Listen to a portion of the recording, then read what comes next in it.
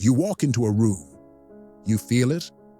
Conversations shift, eyes glance, then look away. You weren't loud, you weren't rude. You simply existed. So why does your presence feel like a threat to others? Perhaps you've spent years trying to make yourself smaller, quieter, less noticeable, all to avoid that familiar discomfort that ripples through a space when you enter it. But what if that reaction isn't about you being too much? What if it's about others being confronted with something they've been avoiding within themselves? There's a profound difference between intimidation and illumination. One comes from aggression, from domination.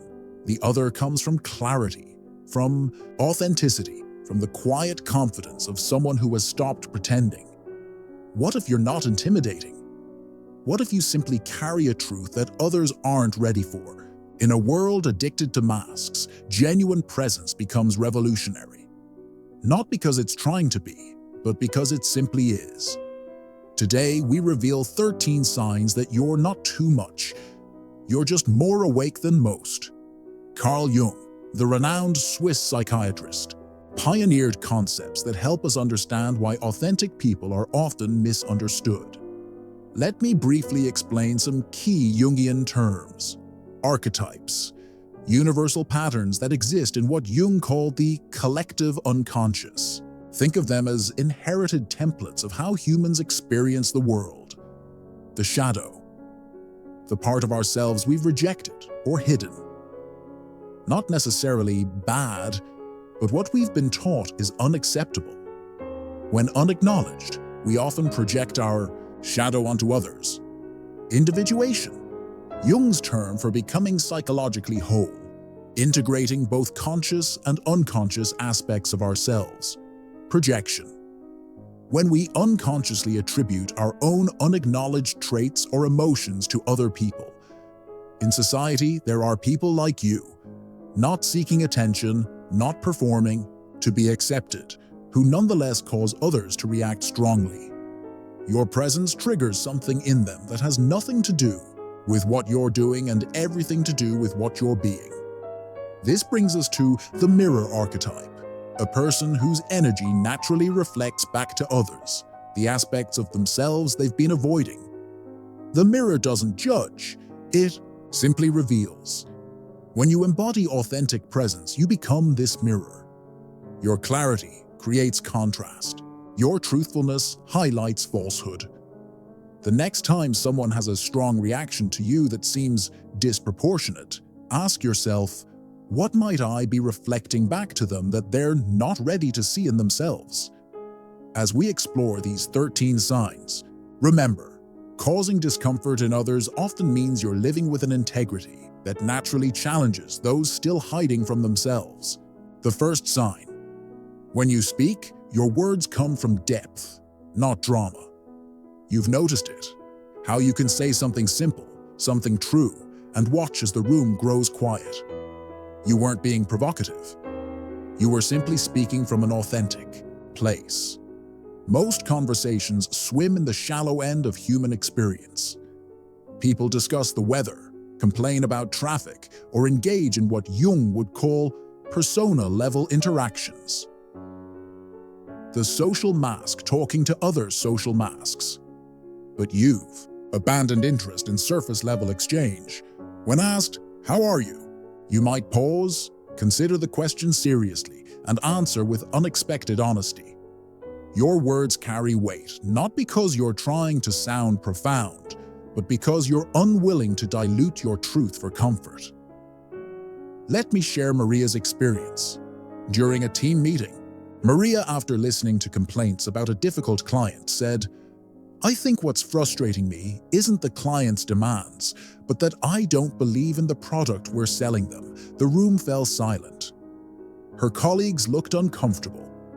Later, one coworker whispered, "I feel exactly the same way, but I could never say it out loud." Maria wasn't trying to create waves. She simply spoke her truth without the usual filtering.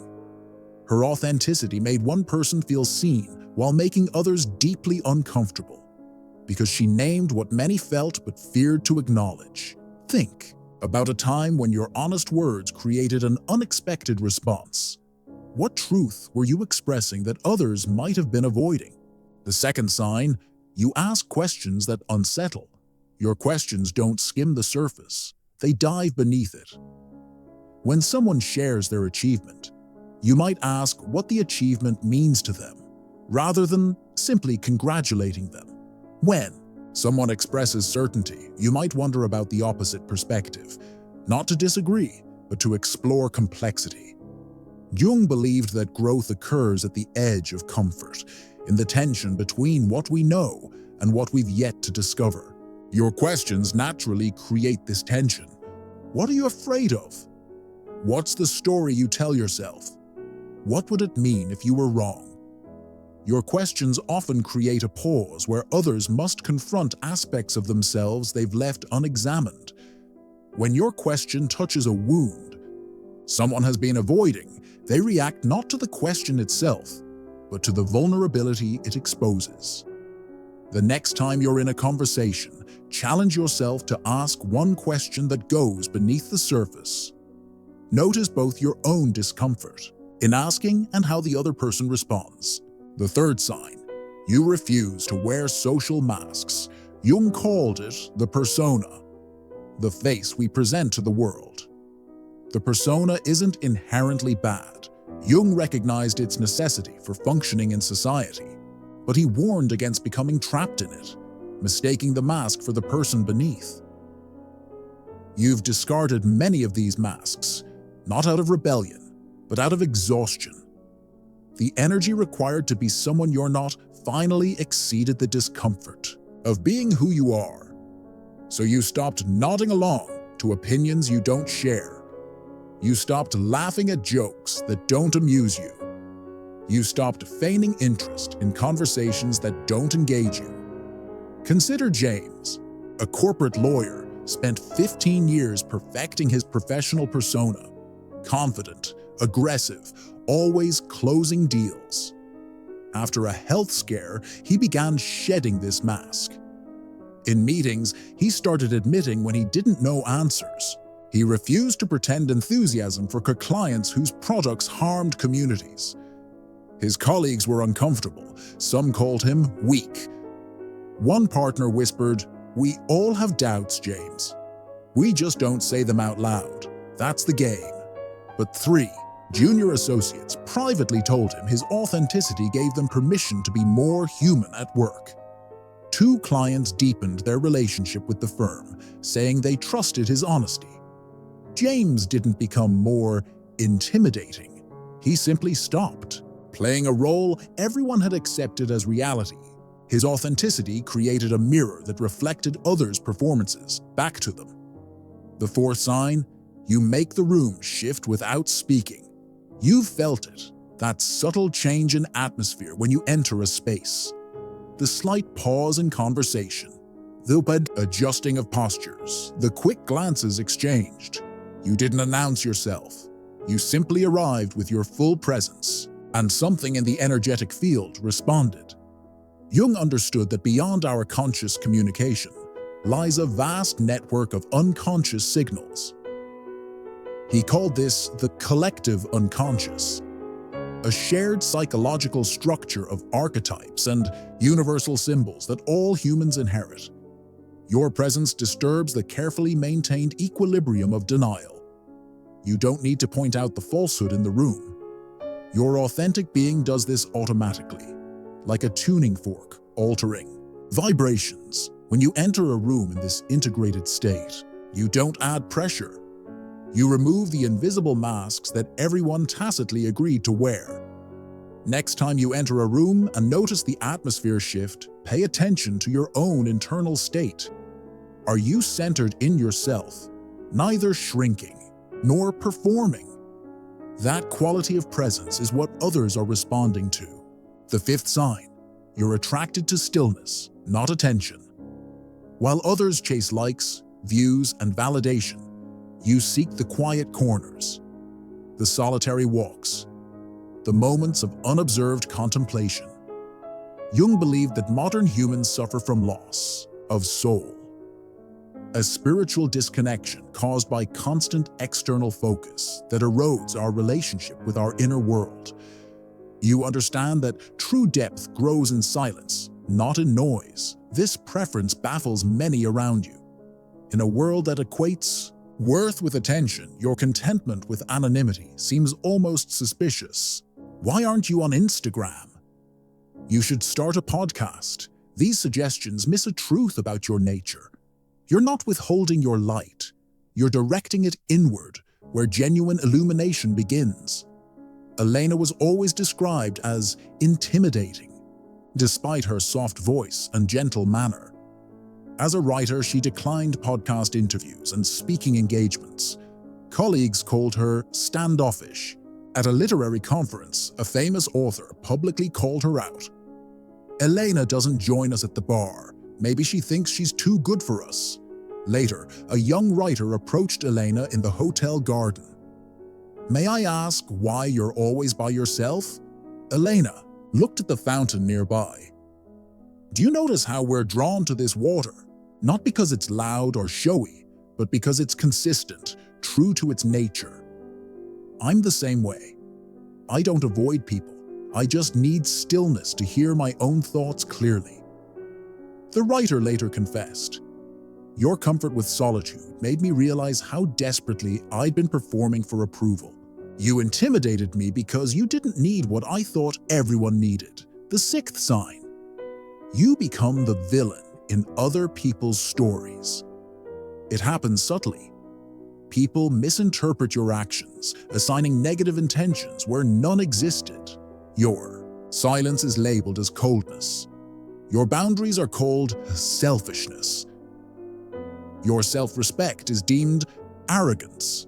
Jung would recognize this as projection, the unconscious tendency to place disowned aspects of ourselves onto others. This defense mechanism protects the psyche from acknowledging its own uncomfortable traits by attributing them to someone else. When someone carries unacknowledged traits they've been taught to reject, their own need for solitude, their desire for boundaries, their sense of self-worth, they often attack these same traits in others. Your authenticity acts as a projection screen for others' unresolved shadows. By living without apology for your nature, you inadvertently highlight what others apologize for within themselves. Understanding this dynamic doesn't make it less painful, but it does make it less personal. Their stories about you reveal their wounds, not your worth. The seventh sign, people. Trauma dump on you, then disappear. Someone meets you and within minutes feels compelled to share their deepest wounds. Then, inexplicably, they vanish. They avoid your calls. They cancel plans. They seem almost embarrassed by the connection. Jung understood the power of the wounded healer archetype. Those who have confronted their own wounds develop a capacity to facilitate healing. In others, often unintentionally, your integrated presence creates a psychological environment where buried truths naturally rise to the surface. You become, temporarily, their confessor. Not because you asked for this role, but because your authenticity creates a safe container for vulnerability. Yet this very intimacy often triggers shame afterward. In the clear light of day, they remember how fully they were seen, and it terrifies them. Their disappearance isn't about rejecting you. It's about retreating from their own exposure. After such an interaction, try this brief self-care ritual. Place one hand on your heart and say, I return to sender any emotional weight that isn't mine to carry. If you've experienced this phenomenon of being someone's unexpected confessor, know you're not alone. What's one insight this pattern has taught you about human connection? The eighth sign. Authority figures react defensively around you. Those in positions of power seem threatened by your presence, even when you haven't challenged them directly. You ask a clarifying question, and they respond as though you've attacked them. Jung understood that true authority comes from inner integration, not external position. He called this earned authority auctoritas, power that radiates from within, rather than being conferred from without. When you embody this genuine authority, the quiet confidence of someone anchored in their values, rather than their title, it creates dissonance for those whose power depends on role rather than realness. David, a new teacher at a prestigious school, found himself regularly called into the principal's office for undermining school culture. His offense? He listened to students' ideas instead of immediately correcting them. He admitted when he didn't know something. He asked, why? About school traditions that seemed outdated. During a faculty meeting, the head of the school erupted. Some of us had to earn our positions here through years of dedication. You can't just walk in and question everything. David hadn't questioned anything in that meeting. He'd been silent. A colleague whispered afterward, "It's not what you do that bothers him. It's who you are." You don't seem impressed by his title, and that makes him doubt himself. David's authenticity wasn't rebellion. It was integration. He didn't need to prove his worth through deference to hierarchy because he was secure in his own values. Your natural authority, earned through self-knowledge rather than external validation, reminds others of a power they sense but may not possess.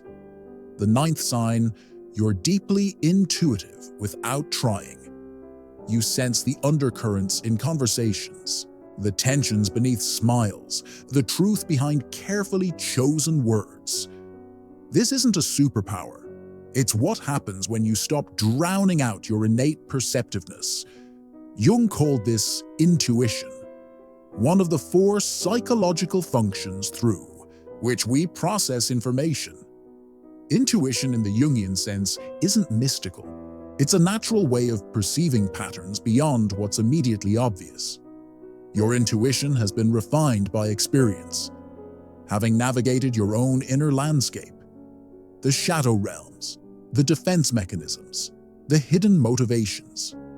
You can recognize similar patterns in others with remarkable clarity.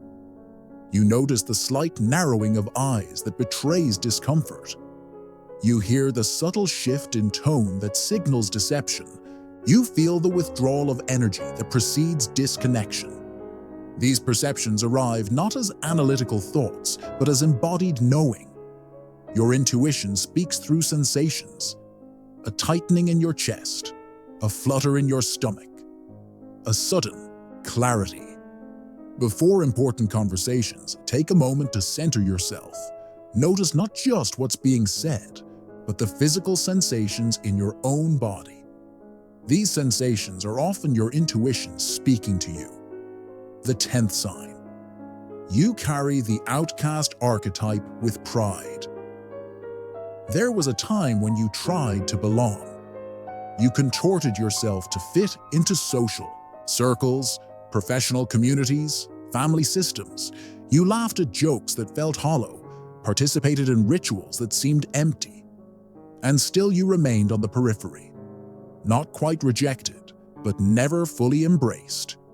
Jung would recognize this as the journey of the outcast archetype, the one who stands at the edge of the circle, neither fully in nor completely out. The one who observes the tribe while knowing they are not entirely of it. This position once felt like failure.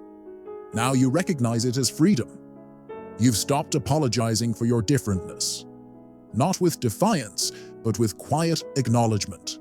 You've realized that standing apart isn't a punishment. It's a perspective, a vantage point that allows you to see both the circle and what lies beyond it. You've discovered something profound. Belonging doesn't come from molding yourself to others' expectations. It comes from becoming so authentically yourself that you naturally attract those who recognize and resonate with your truth. Consider a time when being an outsider gave you insight that those on the inside couldn't see. How did this perspective ultimately benefit you? The 11th sign, you trigger healing in others without intending to. It happens in unexpected moments. Someone tells you, "I've never told anyone that before," Or something about our conversation made me rethink everything. Or simply, I feel different around you. What they're experiencing is the natural healing effect of authentic presence. Not because you're trying to be a healer, but because your integration naturally creates a field that invites others toward their own wholeness. Jung understood this through his concept of the wounded healer. Those who have consciously engaged with their own wounds develop a capacity to facilitate healing in others without explicit technique. Your journey through your own shadowlands has created a silent permission that others can sense. Permission to be complex, to be conflicted, to be in process rather than perfected. Liam spent years working through childhood trauma. Through this process, he developed a quiet groundedness that people commented on.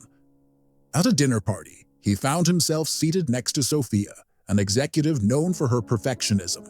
Throughout dinner, she maintained her polished exterior, but when conversations broke into smaller groups, she turned to Liam. "I don't know why I'm telling you this, but I'm exhausted. I feel like I'm performing all the time.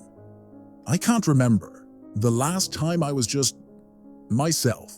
Liam hadn't asked a personal question or offered advice. He had simply been present, listening attentively, responding authentically. A month later, Sophia told their mutual friend, "That conversation with Liam changed something in me. I started therapy the next week. There was something about how he carried himself that made me realize I could stop pretending. All Liam had done was be himself.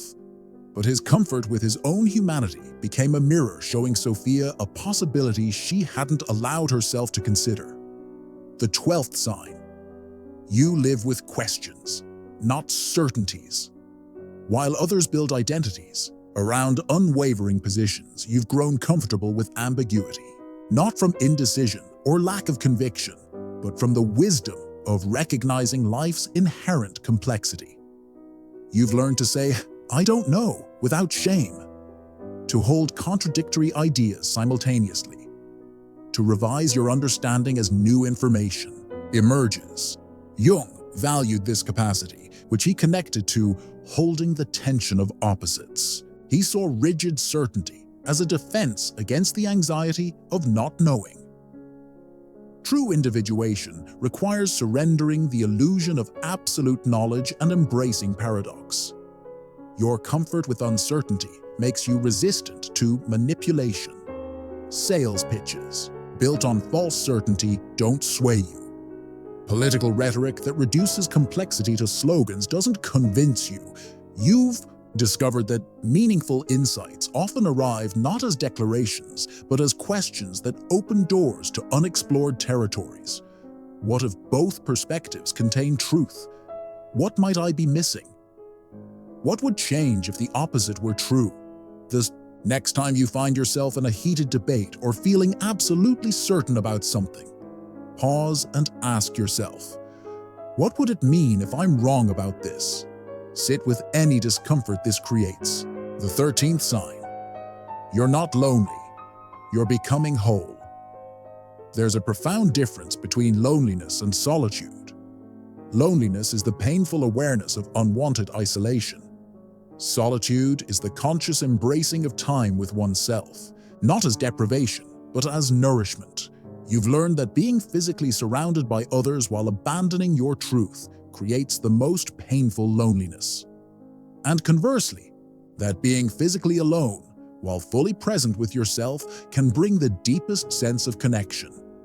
Jung emphasized that the modern person's greatest suffering comes from disconnection from their authentic self, not from others. He wrote, "Your vision will become clear only when you look into your heart. Who looks outside dreams. Who looks inside awakens." This awakening often requires periods of withdrawal, not as escape, but as homecoming. Time to hear your own voice without the chorus of others. Space to distinguish between societal expectations and soul imperatives. At 38, Akira left a successful career to spend 6 months in relative isolation in a mountain cabin. Friends worried he was having a breakdown. The first month was terrifying, he later shared. I kept reaching for distraction, for anything to avoid being alone with my thoughts. But gradually, something shifted. I started remembering parts of myself I'd forgotten, my love of drawing, my curiosity about philosophy, my need for quiet mornings.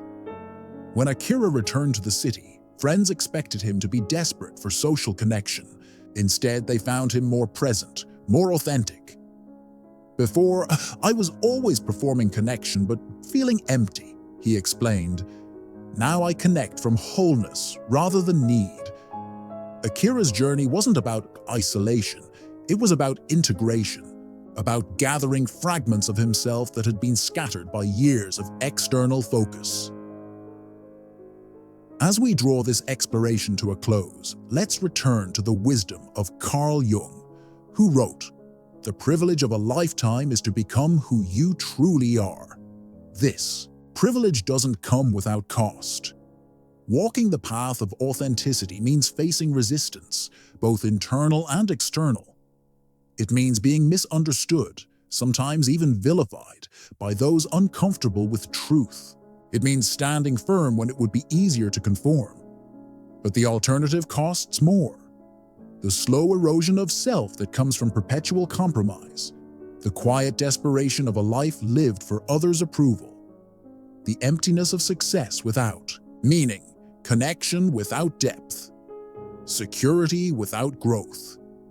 You've chosen the harder path with the greater reward, becoming real in a world addicted to illusion. The discomfort you create in others isn't evidence of your excess. It's a reflection of their absence. Their reaction reveals not your flaws, but their fears, not your inadequacy, but their unwillingness to face themselves with the same courage you've demonstrated. You are not intimidating. You are just honest, and honesty scares those who still wear masks. This understanding doesn't exempt you from compassion. Recognizing that others' reactions reflect their internal landscape allows you to hold their discomfort with empathy rather than defensiveness. You can see beyond their projection to the wounded human beneath, searching for wholeness just as you have been.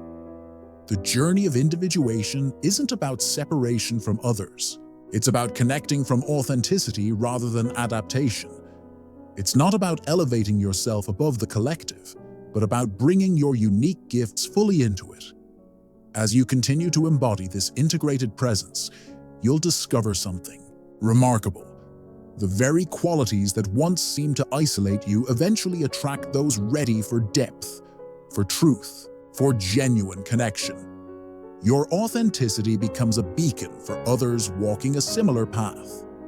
The world needs people willing to remove their masks, to speak from integrity, to embody the truth that transformation begins with being rather than seeming. Not as performance or protest, but as quiet revolution, one authentic presence at a time. Remember, you don't have to change yourself to be loved. You have to be brave enough to continue being yourself, even when no one understands, especially when no one understands. This is not about pride or stubbornness. It's about honoring the unique constellation of qualities that make you who you are.